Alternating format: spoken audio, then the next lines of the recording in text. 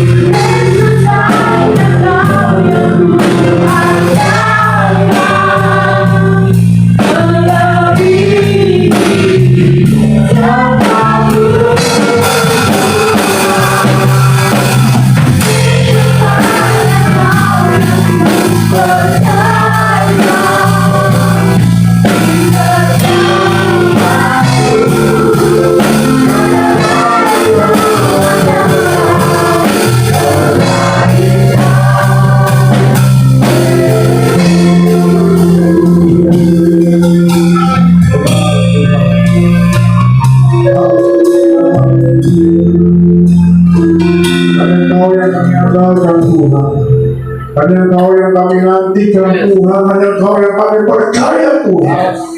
Engkau hadir di tempat ini dalam pujian penyembahan kami kepadamu. Kami merasakan Tuhan kehadiran-Mu menaungi setiap kami. Kami butuh firman kebenaran-Mu Tuhan. Hari ini Bapa berbicara bagi setiap kami. Kami percaya bahwa ketika Kau berbicara, maka yang sakit disembuhkan dalam nama Yesus, yang terikat dilepaskan dalam nama Yesus. Kami percaya kuasa Tuhan hadir di tempat ini dan memberkati setiap kami.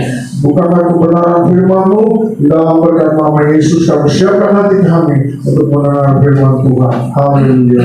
Amin. Silakan dulu.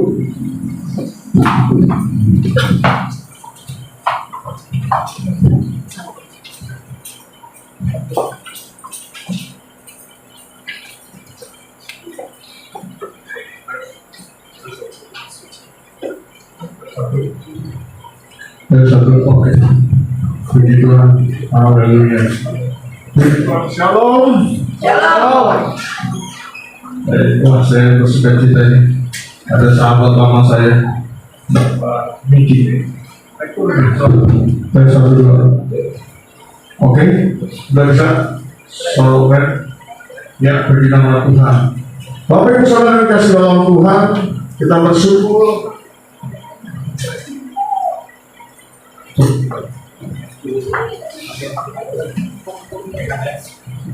Ya, ini adalah yang stabil. Puji Tuhan, puji Tuhan. Ya, anak-anak. Oke, puji Tuhan. Bapak Ibu, kita hari ini menantikan sebuah janji Tuhan, bagaimana Roh Kudus akan dicurahkan dalam kehidupan orang percaya. Di semua gereja, baik itu gereja mainstream ataupun gereja pembaruan, semuanya sedang menantikan di hari yang ke-50 ketika Yesus naik ke surga. Yesus berjalan selama 40 hari, dia berjalan untuk menyatakan bahwa dia hidup. Dan 10 hari kemudian, dia menyatakan kuasanya, Roh Kudus dicurahkan. Hari ini kita memperingati betapa Roh Kudus yang kita rindukan akan dicurahkan di tempat ini. Satu judul yang saya mau sampaikan, menanti janji Bapa. Ya, saya tergerak untuk menyampaikan topik ini. Kita buka Kisah Para Rasul pasal pertama. Ya, Kisah Para Rasul pasal pertama. Ayat yang keempat sampai yang kelima, saya bacakan bagi Bapak Ibu. Puji nama Tuhan. Ya, kita baca. Yang punya Alkitabnya bisa melihat bersama-sama. Pada satu hari ketika ia makan bersama-sama dengan mereka, ia melarang mereka meninggalkan Yerusalem dan menyuruh mereka tinggal di situ menantikan janji Bapa. Yang demikian katanya, telah kamu dengar daripadaku, sebab Yohanes membaptis dengan air, tetapi tidak lama lagi kamu akan dibaptis dengan Roh Kudus. Ini nama Tuhan. Kisah 1 ayat yang keempat sampai kelima kita berkata dengan jelas, ketika Tuhan Yesus makan bersama-sama dengan muridnya, ada satu hal yang dia larang kepada murid-muridnya, yaitu mereka tidak boleh meninggalkan Yerusalem. Bapak Ibu, peristiwa di Loten Yerusalem atau kita kenal dengan Pentakosta, di mana Roh Kudus dicurahkan dalam hidup orang percaya saat itu. Di Loten itu ada kurang lebih 120 orang, Bapak Ibu. Mereka menunggu apa yang Tuhan sedang rindukan.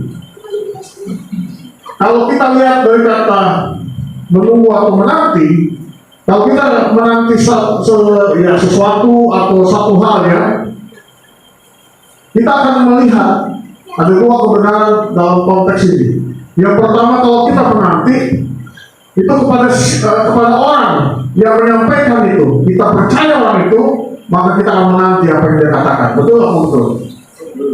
Kita lihat siapa yang mau ngomong itu. Saya nggak mungkin menanti sesuatu, nggak mungkin mengharapkan sesuatu kalau saya lihat orang tersebut tidak kompatibel atau tidak kualitas lah, atau tidak sesuatu ini cuma janji aja kalau doang. Yang kedua, kebenaran kedua, kalau kita menanti, pasti yang kita tunggu adalah sesuatu yang berharga. Tapi kita berharap ada sesuatu yang memang janji itu melebihi ekspektasi kita dan kita membutuhkan akan hal itu. Betul atau betul? Kalau kita menanti itu, Bapak Ibu, itu sebabnya Bapak Ibu Saudara yang kasih dalam Tuhan bisa kebayang, Bapak Ibu, di Loten Yerusalem saat itu ada 120 orang yang berkumpul dan mereka sedang menantikan satu hal yang mereka juga tak kebayang apa yang akan terjadi. Bisa kebayang kan? Kita ini nggak sampai 50 Bapak Ibu, sudah nyesek. Apalagi 120 orang. Saya tadi waktu mau persiapkan ini, bisa Bapak Ibu, karena mereka punya pengharapan, mereka punya iman. Hal yang pertama, kepada siapa yang memberikan janji itu? Mereka tahu bahwa Yesus yang memberikannya, maka mereka percaya. Itu sebabnya Bapak Ibu, kadang-kadang kerinduan untuk menanti janji Bapa, walaupun cuma 10 hari, bagi gereja pembaruan hari-hari ini dirasa biasa aja Bapak Ibu. Itu apa betul? Oh Pentekoste, oh hari pencurahan Roh Kudus, itu enggak, biasa aja ibadah. Padahal enggak Bapak Ibu. Konteks sejarah aslinya bisa terbayang rumah itu rumah sewaan Bapak Ibu. Mereka menumpang di rumah itu. Tapi karena mereka tahu siapa yang berjanji, Yesus bilang menantikan. Mereka tidak boleh keluar dari Yerusalem. Mereka harus kembali dan menunggu di situ. 120 orang menanti akan pencurahan Roh Kudus. Dan yang kedua, itu adalah janji Bapa. Mereka tahu pribadi yang memberikannya adalah pribadi yang mengetahui apa yang terbaik, apa yang harus mereka terima. Bapak Ibu Saudara yang dikasihi dalam Tuhan, ada hal yang kita menarik yang saya lihat dari kebenaran ini. Sebenarnya konteks daripada Pentakosta itu hanya hitungan hari. Bahasa Yunani-nya Pentakosta atau Pentakosta itu hari yang ke-50. Tapi Yesus pakai momentum itu untuk menciptakan atau mengerjakan satu hal, dan itu memulihkan dunia. Kadang-kadang Tuhan mengerjakan dalam hidup kita itu pakai waktu Tuhan yang kita sendiri nggak ngerti. Tapi kita harus belajar peka dengan apa yang Tuhan mau kerjakan. Amin. Tadi Ibu Vira menyaksikan betapa kebaikan Tuhan dalam hidupnya. Tuhan berusaha bekerja dalam hidupnya untuk memberikan dia keyakinan, memberikan dia iman, memberikan dia percaya untuk kembali teguh. Semakin saya mempelajari, semakin saya melihat ini, memang benar Bapak Ibu, dalam hidup kita harus senantiasa menantikan janji Bapa. Apapun bentuk janji Bapa, karena firman Tuhan berkata, firman Tuhan ini semuanya adalah janji daripada Bapa. Amin. Bukan hanya Roh Kudus saja yang kita nantikan di hari Pentakosta, tetapi tiap hari kita harus menantikan apa yang Tuhan rindukan dalam hidup kita. Berita apa yang Tuhan mau sampaikan pada kita pada sore hari ini, bahwa janji Bapa, yaitu Roh Kudus yang dicurahkan. Mari kita buka Kisah Rasul 1 ayat yang ke-8. Kisah Rasul pasal yang pertama ayat yang ke-8. Ya, saya akan bacakan bagi Bapak Ibu. Kisah Rasul pasal yang pertama ayat yang ke-8. Kita berkata dengan jelas. Ya.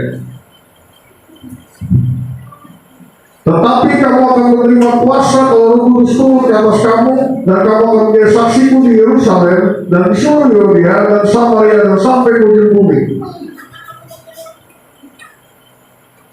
Yesus yang menyampaikan kepada gerejanya, kepada murid-muridnya saat itu, kamu akan menerima kuasa kalau pribadi Roh Kudus turun ke atas kehidupan kita.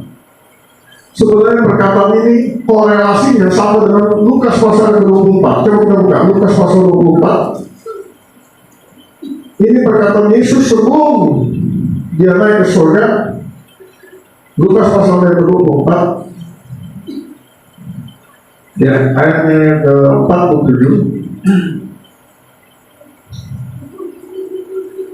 sampai ayat ke-49. Saya akan bacakan bagi Bapak Ibu.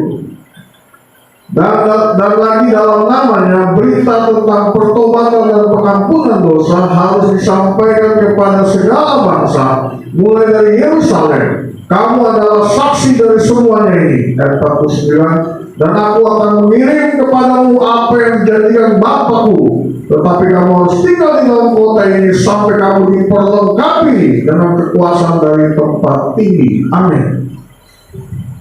Apa yang terjadi di dalam Kisah Rasul 1 ayat yang ke-8 itu sebenarnya Yesus sampaikan di dalam Lukas pasal ke-24. Yesus ketika sedang menampakkan diri, ketika Yesus menampakkan diri kepada murid-muridnya, selama 40 hari dia berjalan menyatakan mujizat, menyatakan penampakan dirinya, membuktikan bahwa dia hidup. Dan hari yang terakhir, di detik terakhir dia sampaikan berita pertobatan dan pengampunan dosa harus disampaikan oleh kamu karena kamu adalah saksi. Jujur Bapak Ibu, seorang tokoh besar di zaman itu yaitu Yesus yang terkenal seantero. Dan waktu Yesus naik ke surga, itu ada 500 orang yang menyaksikan kedatangan atau kenaikan Yesus ke surga. Jadi Yesus saat itu betul-betul seorang yang tokoh, yang diidolakan banyak orang, yang dinantikan banyak orang. Orang menaruh harap kepada pribadi Tuhan Yesus itu, berharap supaya dia menjadi tokoh penyelamat bagi bangsa Israel. Tetapi mereka nggak mengerti bahwa keselamatan yang dimaksudkan di dalam apa yang Yesus sampaikan adalah keselamatan batiniah, keselamatan jiwa manusia, bukan hanya keselamatan pembebasan secara fisik. Yesus datang dalam kerajaan surga, bukan kerajaan bumi. Yang dipulihkan adalah kehidupan orang percaya. Jadi beda paradigma, beda persepsi. Tetapi Bapak Ibu dikatakan begini, bahwa kamu harus menunggu janji Bapa, menanti janji Bapa selama di detik terakhir. Itu 10 hari berikutnya, yaitu hari ke-50. Dalam sejarah Yahudi, hari yang ke-50 itu sebenarnya 2 hari yang diperingati oleh mereka. Yaitu yang pertama hari panen raya, Bapak Ibu. Makanya kalau Bapak Ibu nanti baca kisah 1 kisah 2 ya, kisah 2 tentang Roh Kudus dicurahkan, itu banyak orang yang berkumpul di kota Yerusalem. Kita berkata banyak orang-orang dari segala bangsa berkumpul, dari para diaspora bangsa Yahudi kumpul di kota itu untuk merayakan hari panen raya, panen besar, hari potong daun.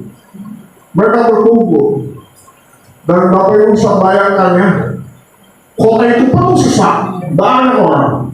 Tiba-tiba di hari yang tidak pernah mereka pikirkan sebelumnya, Roh Kudus dicurahkan. Itu bisa terbayang 120 orang di loteng kota Yerusalem itu. Mereka berbicara, mereka berdoa dalam bahasa yang tidak mereka kenal. Dan orang yang dibawa dan menyaksikan, karena berkumpul semua orang-orang saleh di kota itu, mereka terkaget-kaget melihat fenomena seperti itu. Bapak Ibu Saudara dikasih dalam Tuhan, ini penting sekali harus kita alami, kita rasakan di akhir zaman ini. Kuasa Tuhan harus dinyatakan, Bapak Ibu. Ini yang membedakan gereja Tuhan dengan agama lain, gereja Tuhan dengan gereja ataupun musuh dalam gereja. Musuh gereja banyak, Bapak Ibu. Kristen progresif atau Kristen-Kristen yang memang menganggap bahwa kebenaran atau keselamatan bisa dilakukan atau bisa diperoleh dengan cara melakukan perbuatan baik. Padahal sebenarnya keselamatan hanya ada di dalam Yesus Kristus. Kalau kau terima Yesus, mengundang Yesus masuk, maka kau beroleh keselamatan di dalam Tuhan. Kalau enggak, sekalipun kita berbuat baik sebesar apapun, itu tidak membawa kau pada keselamatan. Bapak Ibu Saudara yang dikasihi dalam Tuhan, kita penting sekali melihat ini, melihat sejarah, bahwa Tuhan pakai sejarah untuk dia menyatakan, mengimplementasikan atau mentransfer apa yang dia rindukan terjadi bagi gereja Tuhan. Tujuan Roh Kudus dicurahkan dalam hidup gereja Tuhan pada hari itu supaya mereka dimampukan menjadi saksi, menjadi perpanjangan tangan bagi pekerjaan Tuhan di kemudian hari. Kadang-kadang kalau gereja-gereja sekarang itu menjadi sebuah ajang penunjukan ya. Padahal dulunya adalah, atau Tuhan merindukan agar kita menjadi saksi yang efektif. Itu sebabnya Alkitab berkata, kamu harus tunggu di Yerusalem sampai janji Bapa terjadi dan kamu akan diperlengkapi. Ya, ada kata yang bagus sekali, yaitu kata diperlengkapi. Bapak Ibu Saudara yang kasih dalam Tuhan, gereja Tuhan harus banyak sekali diperlengkapi. Banyak kali dari kita tidak siap menjadi saksi. Kenapa? Karena kita tidak diperlengkapi. Banyak kali dalam kehidupan kita bukan menjadi saksi, tapi kita menjadi hal yang negatif. Dunia tidak membaca kehidupan kita. Nah, yang saya mau sampaikan hari ini, ada 3 hal kenapa kita membutuhkan Roh Kudus dalam hidup kita. Amin. Kita butuh Roh Kudus, yang kita harus menantikan dia untuk hadir memenuhi hidup kita. Ada satu kejadian dulu, dia dari latar belakang yang belum percaya kepada Tuhan, jadi dia nggak kenal tuh apa yang namanya pekerjaan Roh Kudus, apa namanya berbahasa, apapun. Dia nggak kenal. Singkat cerita, dapat kebenaran. Kamu harus menantikan janji Tuhan. Kamu akan mengalami Roh Kudus memenuhi hidupmu. Kamu akan mengalami sesuatu hal yang keluar dari batinmu untuk berbicara dalam bahasa yang baru. Dia bingung Bapak Ibu, karena dia bukan orang percaya yang dari lahir. Singkat cerita, dengan hanya iman sebesar biji sesawi, benar ya, amin. Hanya iman sebesar biji sesawi, Tuhan bisa jawab doanya. Dia berdoa, Tuhan saya rindu, tapi saya nggak ngerti apa itu maksudnya penuh Roh Kudus. Apa maksudnya Tuhan? Orang-orang yang lain ngomongnya bahasa roh atau bahasa apa itu? Gue nggak ngerti saya. Dia cuma bisa berdoa. Pada satu waktu, pada satu masa, ketika Tuhan sudah melihat waktunya tiba, dia lagi mandi Bapak Ibu, dia lagi mandi, tiba-tiba pas sahur, tiba-tiba dia rasakan hadirat Tuhan turun atas hidupnya, dan dari dalam hatinya mulai mengalir aliran-aliran kehidupan, masa roh Tuhan berikan dalam kehidupan. Dia mulai berkata-kata, dia mulai berkata-kata, terus dia berbahasa roh, dan tidak berhenti Bapak Ibu. Berjam-jam dia terus, dia suka cita, dia senang sekali, dia menangis, dia bersyukur, dia boleh mengalami janji Bapa, dia boleh mengalami kepenuhan roh. Karena sebelumnya dia bingung apa yang namanya kepenuhan roh, apa yang namanya janji Bapa. Bapak Ibu Saudara yang kasih dalam Tuhan, kita semua butuh dipenuhi Roh Kudus. Kita butuh mengalami janji Bapa supaya kita menjadi saksi yang kuat, menjadi saksi yang efektif dan memberkati dunia di mana kita ada. Amin. Amin. Kita nggak bisa melaksanakan perintah amanat agung, jadikan semua bangsa murid dan baptislah mereka dan ajarlah mereka kalau tanpa pernyataan Roh Kudus, kalau tanpa Roh Kudus memimpin kita. Amin. Ini yang kita harus pahami Bapak Ibu. Betapa pentingnya kita menyadari hari yang ke-50 atau hari Pentakosta, Tuhan curahkan rohnya dalam hidup kita. Dan kalau Bapak Ibu Saudara dikasih dalam Tuhan di tempat ini belum mengalami hal ini, itu sebabnya Bapak Ibu mari berdoa dengan sungguh hati dan minta, Tuhan, aku rindu Tuhan, aku rindu Roh Kudus memenuhi hidupku, dan aku mau menantikan akan hal itu Bapak. Karena ketika kau mengalami Roh Kudus memenuhi hidupmu, engkau mengalami hal-hal yang besar. Engkau akan merasakan betapa penyertaan Tuhan real, nyata dalam hidupmu. Satu kali dulu saya alami, ketika saya lagi naik bis kota, saya nggak tahu di mana, tiba-tiba saya duduk di tengah bis kota bis kota PPD 52. Tiba-tiba ketika berhenti di perapatan Senen, itu ada yang dari belakang naik anak-anak SMA. Rupanya ada tawuran. Nggak cukup dari belakang, dari depan tuh naik. Yang saya bingung, mereka semua itu masuk atau menyudutkan di posisi saya Bapak Ibu. Saya kebetulan di pinggir ya, dekat jendela. Mereka masuk ke depan, masuk ke belakang. Saya bingung, saya lagi duduk begini, tiba-tiba pada masuk begini. Bapak Ibu Saudara yang kasih Tuhan, kita nggak ada waktu.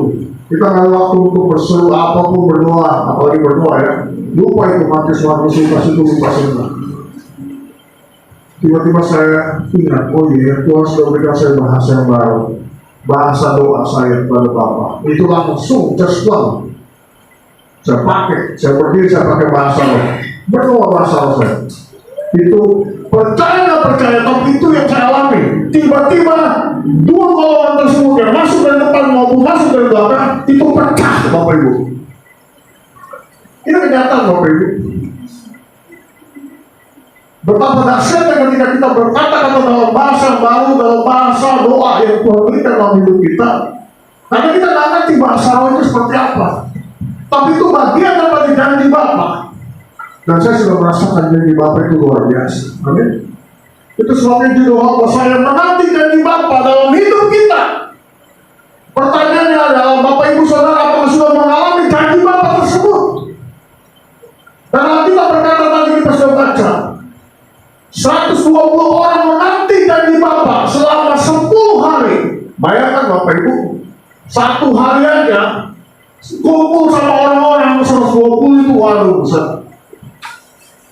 Nyaman atau nyaman?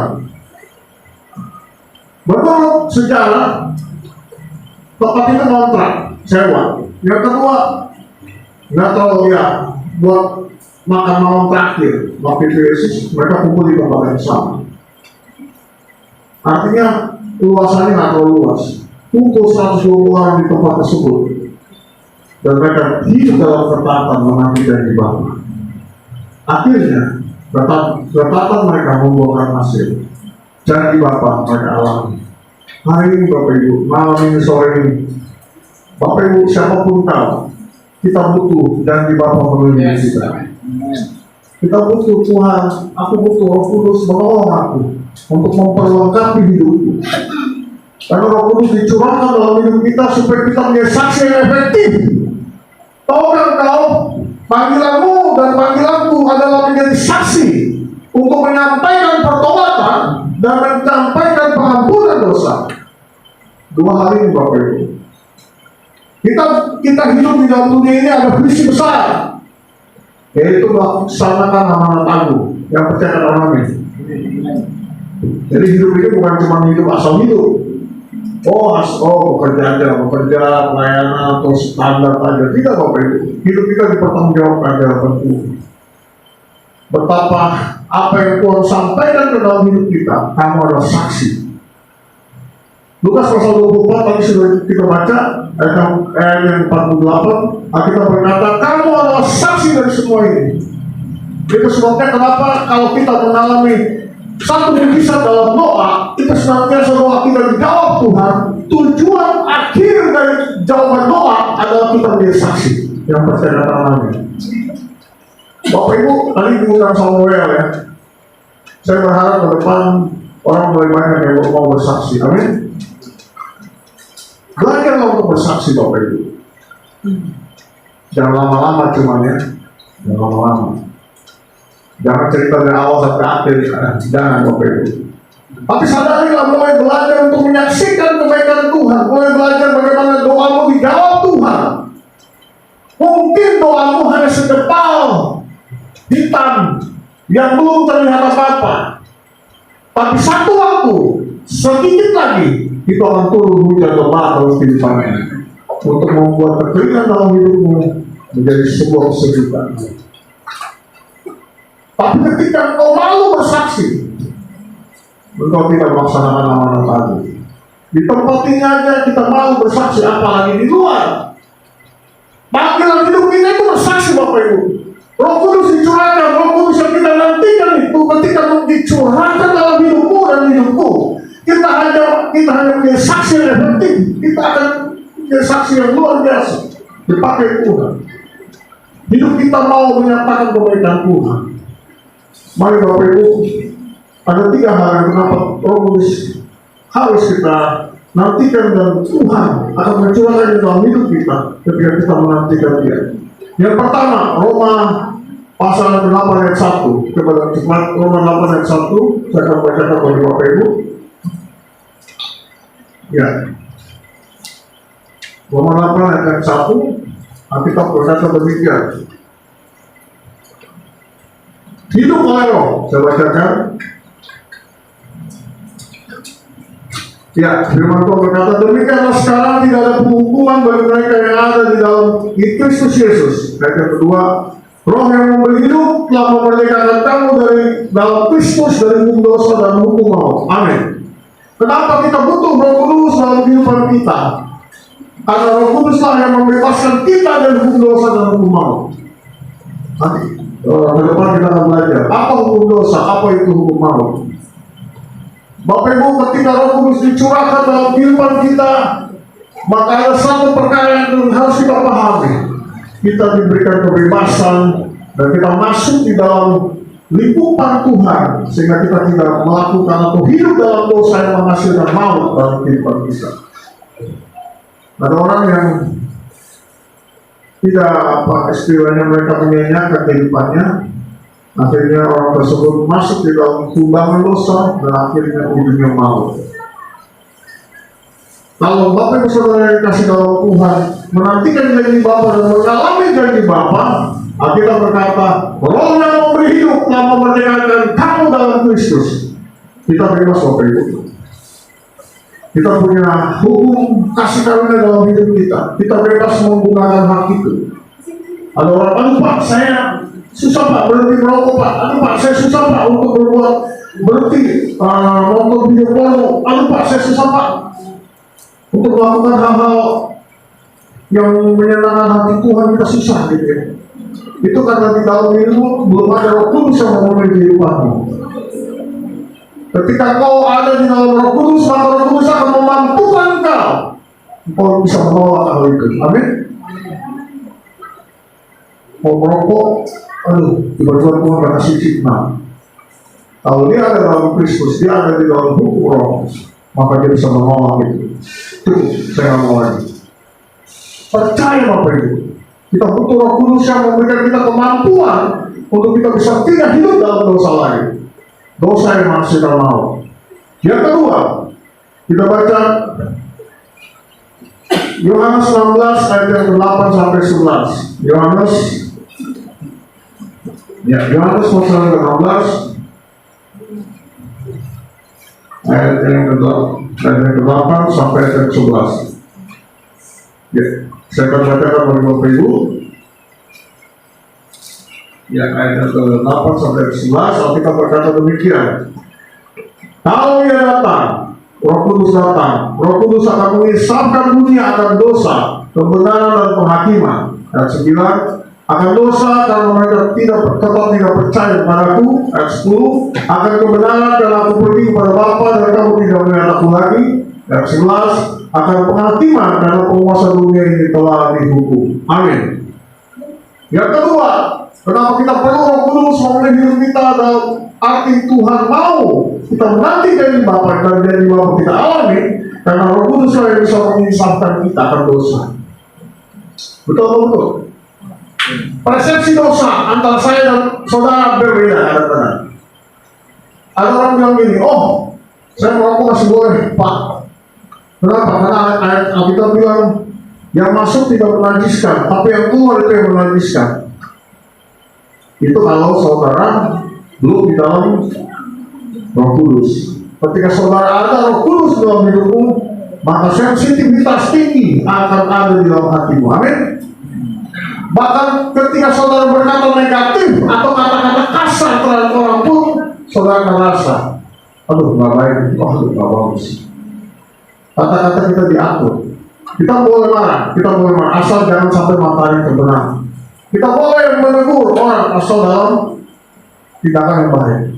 Alkitab berkata kalau Roh Kudus datang, dia akan mengisapkan dosa, kebenaran dan penghakiman. Maka tadi bersaksi Ibu Bira, dia sampaikan karena Roh Kudus menjamah hatinya, menuntut dia untuk buka Alkitab, walaupun lewat YouTube ataupun lewat Google, dituntut sehingga dia menemukan kebenaran. Inilah fungsi Roh Kudus dalam hidup kita. Amin. Betapa kita sangat bergantung kepada Roh Kudus. Yang ketiga, Kisah 1 tadi kita sudah baca, Kisah 1 ayat yang ke-8. Alkitab berkata, saya baca dengan cepat, Kisah 1 ayat yang ke-8. Alkitab berkata begini, tetapi kamu akan menerima kuasa kalau Roh Kudus turun ke atas kamu. Jadi kita akan terima kuasa kalau Roh Kudus turun. Kalau nggak turun berarti nggak ada kuasa. Amin. Ini prinsipnya Bapak Ibu. Kita nggak bisa bilang ini, saya Kristen, saya punya kuasa kalau doain orang. Besok berapa hari ke depan dari PDBO akan adakan doa, adakan family gathering. Ketika saya survei ke sana kemarin, saya lihat tempatnya itu gelap Bapak Ibu, banyak patung-patung segala macam. Bapak Ibu Saudara kasih dalam Tuhan, kalau kita di luar Kristus, kita takut menghadapi situasi itu. Tapi kalau kita di dalam Kristus, ketika Roh Kudus memenuhi hidup kita, siapa yang bisa lawan kita? Kita akan usir itu semua. Jadi Bapak Ibu, pastikan dirimu ada di dalam Roh Kudus dan kau punya kuasa. Kuasa itu sangat penting Bapak Ibu, sangat berdampak dan sangat penting. Dan kuasa itu bisa kita rasakan Bapak Ibu. Doakan orang sakit sembuh. Satu waktu saya diizinkan untuk melayani satu ibu, konseling Bapak Ibu, cara konseling. Ibu itu datang ke rumah, tidak tahu kenapa. Saya berpikir sederhana Bapak Ibu. Saya berpikir, oh ya saya konseling aja. Mereka ada satu masalah. Tiba-tiba saya rasakan hadirat Tuhan. Saya bilang, kenapa ya Tuhan? Sudah selesai konseling, saya suruh dia berdiri, kita doa. Saya doa sebentar, tiba-tiba dia berubah. Matanya itu tiba-tiba jadi merah Bapak Ibu. Merah, saya juga bingung. Badannya nggak besar Bapak Ibu, kurus kering yang biasa kecil gitu Bapak Ibu. Tapi matanya itu, kalau kita di luar Kristus, kita bingung ini ngapain. Kita pasti takut karena suasana nggak memungkinkan. Tapi karena kita ada di dalam Kristus, kita tetap di dalam nama Yesus. Ada peminjaman dan dia akhirnya dilepaskan. Bapak Ibu Saudara yang kasih dalam Tuhan, hari-hari ini di hari terakhir menjelang kedatangan Tuhan yang kedua kali, kita butuh kuasa Tuhan. Kuasa Tuhan butuh melalui kehidupan kita dan beroperasi dalam hidup kita. Amin. Sehingga ketika kita berbisnis, ketika ada sesuatu yang menghalangi bisnis kita, sesuatu yang tidak benar terjadi, kita berdoa pakai kuasa itu dan kita usir yang bukan dari Tuhan. Dan kuasa Tuhan akan membuat kita berhasil. Haleluya. Hari Pentakosta dia ini menjadi suatu momentum dalam hidup kita, sebuah peringatan bahwa Tuhan Yesus yang memberikan janji ke orang pribadi yang setia. Amin. Dia sudah menepati janjinya. Dan hari ini dia menanti engkau untuk engkau membuka hatimu. Kalau kau rindu, maka kau mengalami kepenuhan roh pada sore yang malam ini. Kita berdoa. Haleluya, haleluya, haleluya. Saya minta jangan WL sila. Saya minta anak-anak pulang.